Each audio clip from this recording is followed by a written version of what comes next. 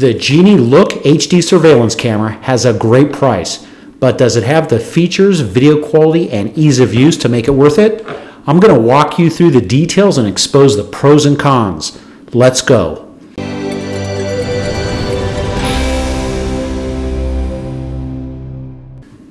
The Look surveillance camera has an online price for this 2-camera package for $65. This camera connects to your network wirelessly. There's no option for a hardwire, and you have to plug it in, giving it power using a wire. But I'm going to show you how to make this fully wireless, even power. It looks like Geenie has other products to control with your phone, such as light bulbs, cameras, light switches, and what the heck is this, a cauldron? No, actually this is a control humidifier or an oil scenting device. Whatever. We're here to see the camera. It runs on your Android and Apple device, which I'll show you that experience. It looks like your mailman and dog should like it. Let's see what's inside.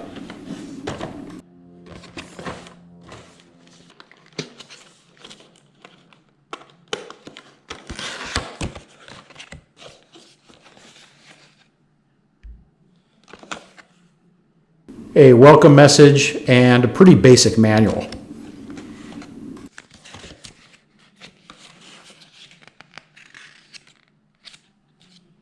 And here's the hardware goods. That's it? I guess that's all you need. I see there are 2 cameras, 2-way stickers to stick the cameras in place, 2 USB cables,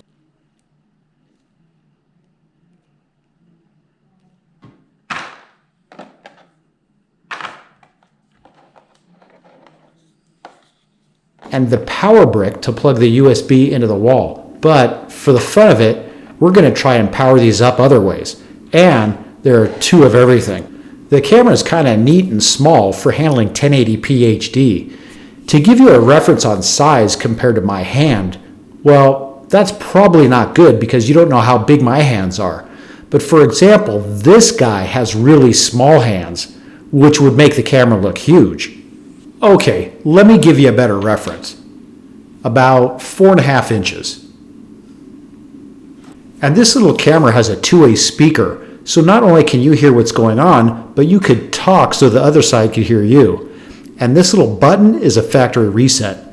There is also a memory card slot that will take up to 128 gig of memory for local storage that can be triggered for motion detection. The first thing we need to do is download the app. You have to have Apple iOS 8 or higher, and for Android 4 or higher for the app to work.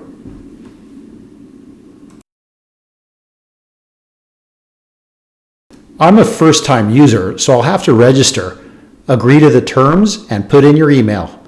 The app will send you a 6-digit verification code to your email address.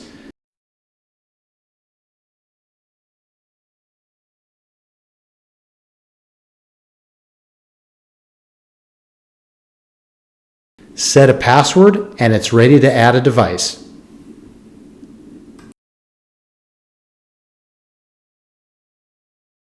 Now I need to plug in the cameras. These are low-power devices, and I'll just use the USB breakout instead of plugging these into the wall with the plug adapter. I notice you have to plug these in firm or the cable will fall out. They're made to somewhat lock in. Once these get power, a red light comes on, and after a few seconds you'll hear a sound and the red light will start to blink. This means it's fully booted and ready to be added. Let's try this off of a cell phone battery for the fun of it. I get the red light, meaning it's getting power. I did run the camera off of this for 2 days and probably could have gotten more time, but this is an older battery that used to hold a longer charge. There you go. You can completely go wireless with an external battery. Okay, back to adding the camera to the app. Hit the plus sign to add the device and this icon to view on a PC browser. We'll see how that works. Okay, let's add the camera to the app. Here are all the devices the app supports, and you can see the cauldron is here. I'll select Wi-Fi camera, enable my location, which I'm never crazy about since the app will know my location. I'll turn this on for you, the YouTube viewer, and subscribers, so don't forget. The camera will only connect to 2.4 gigahertz Wi-Fi, not 5 gigahertz. If you're not aware of the differences, it's not a huge deal because all routers support at least 2.4 gigahertz. 5 gigahertz is nice because it supports higher bandwidth, but doesn't have the Wi-Fi coverage 2.4 has. The camera is going to connect to the same Wi-Fi network my phone is connected to. It asks for my password, so the camera connects to my Wi-Fi directly. It's already powered up and asks if the LED is flashing, which it is. Now I point the camera at the barcode on my phone and it makes that tone again, confirming the camera reads the barcode. The red blinking light turns into a blinking blue light and then a solid blue light, confirming it's connected. It scans for the device. The camera's added, done. I click on the camera for the first time and I'm assuming the camera is automatically loading the newest firmware. Before we get into the features, let's show you some video quality examples. Here's a daytime view indoors. And a nighttime view indoors with the lights on. And a nighttime view with the lights off using infrared. What the heck was that? Did you see that? Let's take another look and slow down the video. Whatever, my mind must be playing tricks on me. Okay, let's check out the features. This will take you to a rotated view on your phone, making the view bigger. I notice when you do this rotated view, you lose features such as being able to record, taking snapshots, and more. I can see on the bottom left is an audio selection muting or turning on the audio for the listen in feature. You can select high definition or standard definition video. This is to save bandwidth if your Wi-Fi isn't good, but you'll obviously sacrifice video quality. Let's select the upper right dots.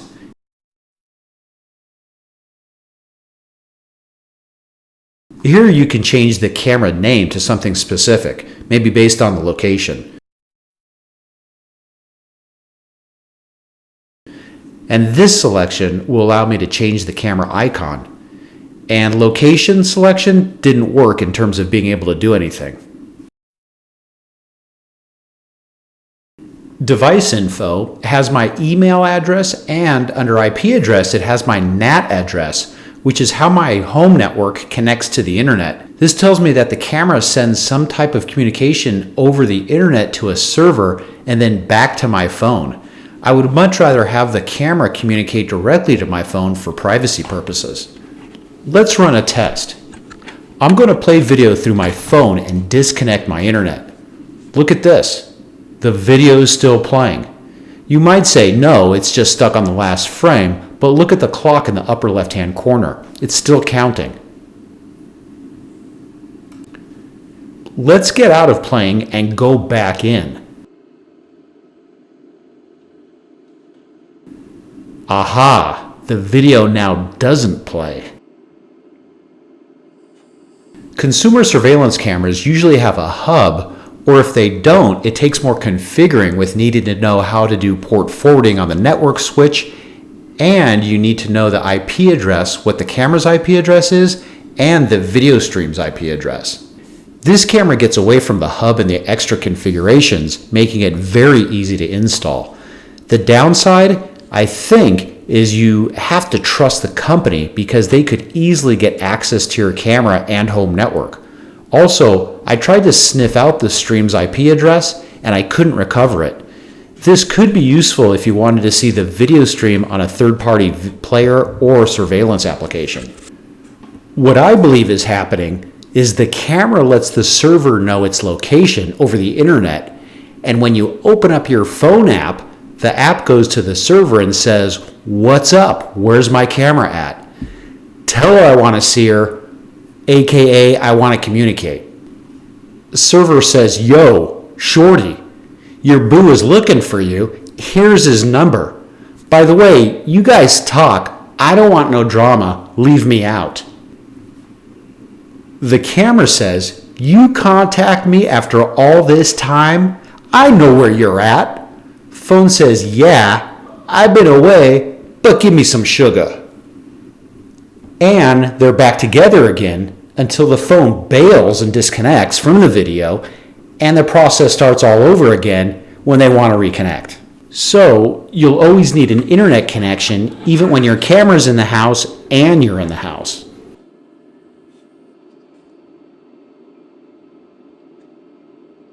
Back to the features. Tap to run automation didn't work as a function that I could figure out at the time of this video. You can link this to Amazon Echo or Google Home. Basic feature settings. Nice, you can turn off the camera's front indicator light. This is a big deal because the light reminds people that the camera's on. Flip the video, making it upside down, depending on how your camera is situated. And the time watermark that shows the date and time superimposed over the video if you want to turn this off or on.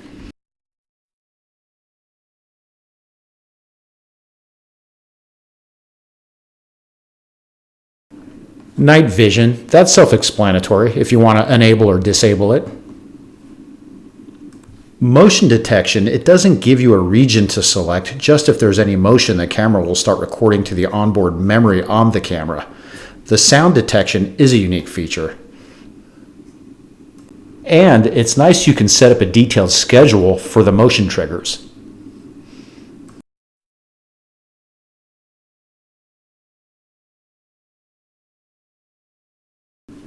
Purchase premium services, which didn't work at the time of this review, but this is probably another future feature option. Eventually the cameras will save the video to the cloud, which could be handy because, let's face it, if someone takes your camera, there goes the memory stick and all your recordings.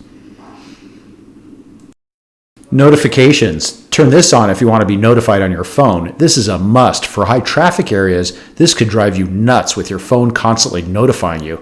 But obviously in areas where there shouldn't be movement, it's great to know why. Device sharing. You can invite someone to view the camera feed, but they need to register and download the app ahead of time and provide their email address as their account.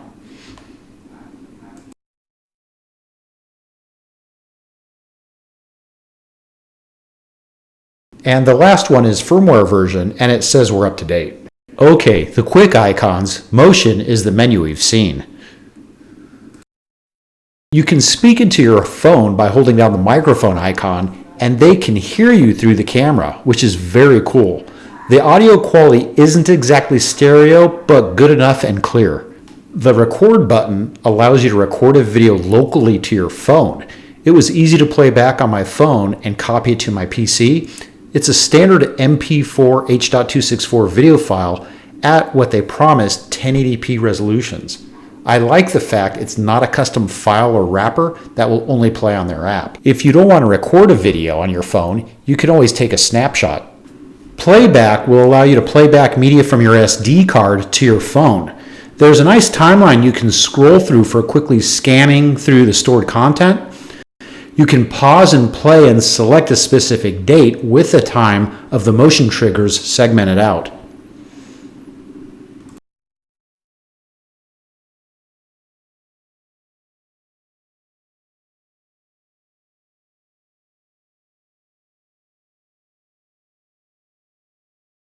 A very nice feature is that you can record the stored video that's on your camera's SD drive to your phone and take a snapshot. This will create a second copy local to your phone, so if someone runs away with the camera and you hit record or took a snapshot, you would have a backup.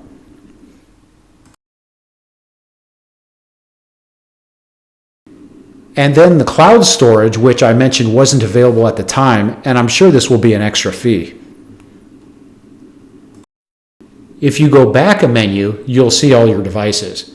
This selection will allow you to view a mosaic of your cameras.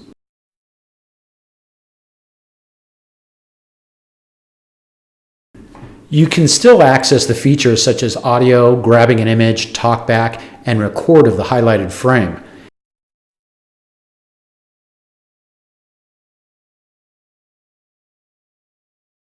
And then flip mode for the big view for the mosaic. Double click and one video will go full screen.